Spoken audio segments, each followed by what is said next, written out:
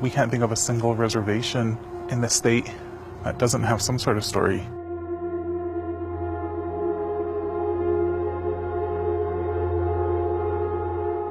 Montana is huge and it has a huge Native population. I think it's easier for people to get away with it. I could go missing. I could be, I could be murdered, because it doesn't matter, especially for Indigenous women, like your age. It doesn't matter, like where you are in life. Like it just happened. I want to believe that Ashley is still alive. This has been a part of your life every day for the last 14 months. Yes, this is my life now, it seems like. Whenever we have a chance, we go search. And sometimes it's just me going search, just by myself.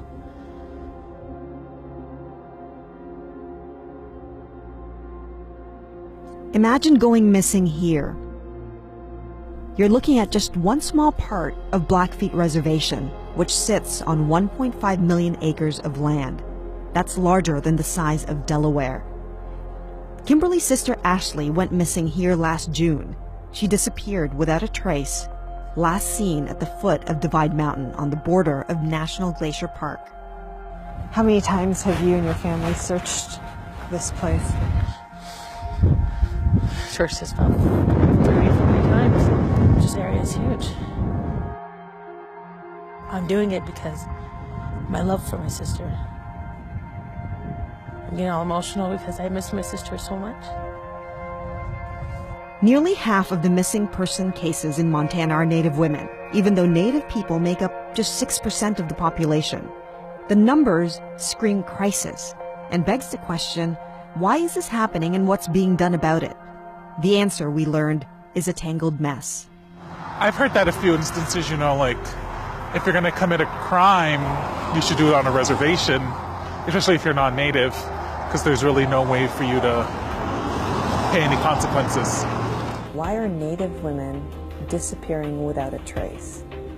Maybe because we're an easy target, because we live in such rural places on reservations, and the lack of law enforcement there, and because we do live in poverty here.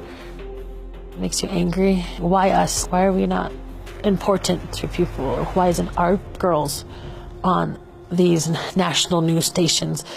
Last year, the Senate passed a resolution designating May 5 a National Day of Awareness for Missing and Murdered Indigenous Women in honor of Hannah Harris, a Native woman killed on a reservation in Montana. Montana's lawmakers are also trying to pass bills that would help fund and expedite investigations into missing person cases involving Native women. Ivan and Ivy McDonald are local Native filmmakers who have been documenting this crisis for more than a year and a half. They believe that's not enough. There's small fixes here and there, but there really is no big structural change, which is needed. I feel that if legislators aren't willing to fill these cracks, then they're complicit. Indigenous people have to find their own justice because no one else is going to give it to us. Where we're sort of yelling and screaming for the crisis to be heard, but it's kind of only a whisper outside of our communities. This is right off of Highway 2 on the CSKT reservation. We participated in a search for Jermaine Charlo. So we searched for a good, 4 or 3 hours. Just to get an idea of scale, if you were to put dots on a map of the state of Montana, where all of these stories are, what would that look like? I think it would just be covered. There's stories of women who have been found on this highway, just from Missoula to here. Anywhere with Indigenous women, I think it happens. This is what that would look like.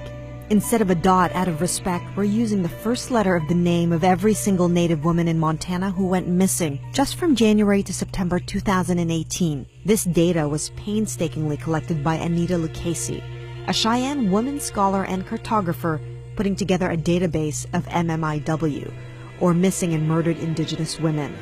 By her count, the number of Native women missing in Montana just this year is at 32. Scan the Montana Department of Justice for a similar list, and some of the women are literally faceless. for the most part, were seen as invisible by the nation.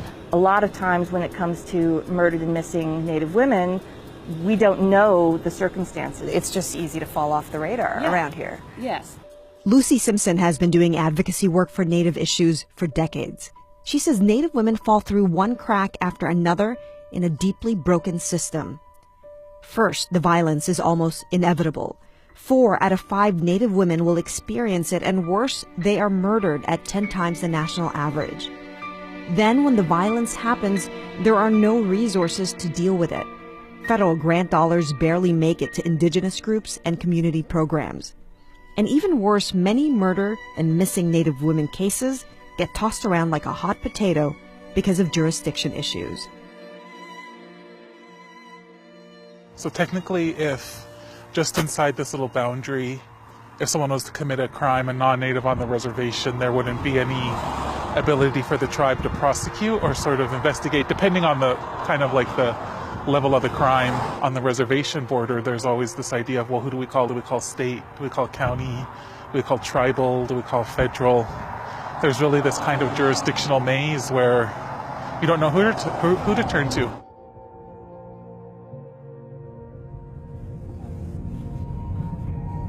Is it hard to drive around the town where your sister should be here? Yes, it is. I'm always so used to coming back to Browning and Ashley being here. Are you prepared for your sister's case to go unresolved? I'm prepared to keep pushing. And one day we'll find Ashley. We'll get our answers. Even if I have to look for 80 years, I'll look my whole life if I have to. My sister is important.